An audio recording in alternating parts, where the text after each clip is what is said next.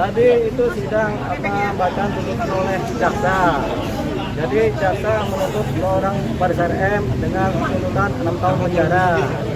Bahwasanya fakta-fakta di persidangan sebelumnya Faris RM ini ternyata berdasarkan bukti dan saksi dia hanyalah sebagai pengguna yang kecanduan. Artinya dia korban dari narkotika jangka panjang. Dalam bahasa lain akut, gitu kan. Nah, sebenarnya dalam konteks ini kami berpandangan sesuai dengan BNN menyatakan pengguna itu harusnya direhabilitasi, bukan dihukum penjara. Nah, ini roh seperti ini, marwah seperti ini yang kemudian kami adaptasi dalam pola pikir kami sebagai pengacara. Tapi harapan kami juga harusnya roh dari BNN ini kemudian hinggap ke kejaksaan, di mana jaksa kemudian melihat ini juga sebagai seorang pengguna yang harusnya ditolong, diselamatkan, direhabilitasi, bukan dituntut penjara. Satu hal, kalau seorang pengguna yang sudah kecanduan kemudian dihukum penjara, apakah dia bisa selamat secara kecanduannya? Jawabannya tidak. Yang ada dia makin hancur kalau dihukum. Makanya kenapa kita rohnya sama dengan BNN, kita selamatkan orang ini dari kecanduan supaya dia bisa pulih dan masa hidupnya juga berjalan baik kembali, punya nilai guna, punya posisi yang baik. Tapi ternyata jaksa tetap menuntut 6 tahun penjara, di mana ini secara konvensional memang iya nggak apa-apa begitu, tapi kemudian ini nggak pakem karena tidak sesuai dengan roh yang sudah ada dalam kebijakan negara, yaitu diwakili oleh BNN yang menyatakan pengguna tidak layak dihukum tapi harus direhab untuk keselamatan pribadi dan jiwanya.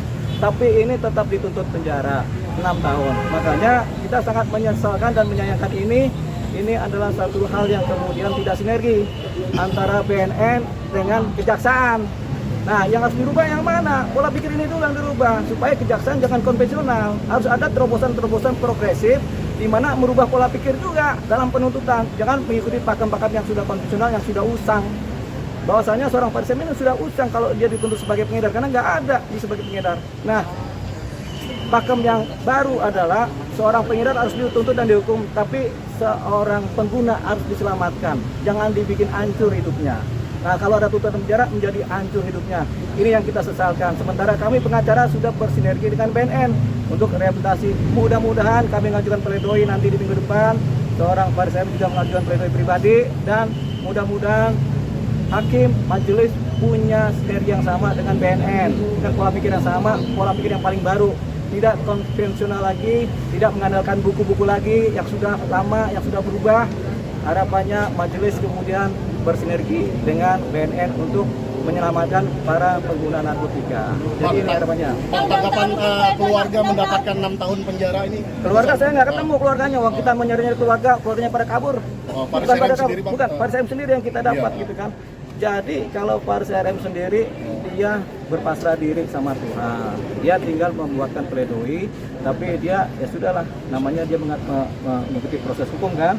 Jadi itu yang sedang kita rasa tadi komunikasi singkat tapi bermakna dia akan mengajukan pledoi. Kami juga pengacara mengajukan pledoi. Dan satu lagi, di luar proses hukum yang formal di persidangan ini, kami akan mengajukan abolisi terhadap seorang Faris RM atau amnesti atau abolisi atau apalah namanya, yang dimana seharusnya dia yang mendapatkan abolisi dan amnesti, bukan koruptor.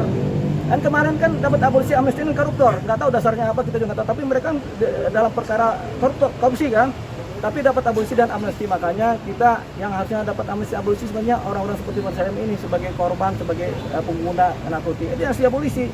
Makanya kita mengajukan surat permohonan abolisi kepada Presiden Prabowo Subianto supaya ini yang harus diabolisi, bukan koruptor. Kalau koruptor itu rasa keadilan kita hancur.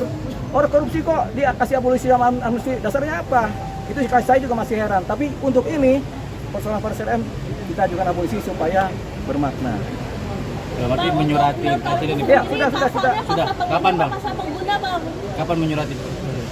Sudah kita tanda tangan, besok sudah kita kirimkan. Ya. Apa? Bang Dea, untuk pasal 6 tahun S8 sendiri pasal pengedar, pasalnya pasal 112 dan 111. Pasal pengedar utama pasal 114 dihilangkan oleh mereka, oleh jaksa, tapi 112 dan 111. Tapi sebenarnya itu sebenarnya persoalan pasal.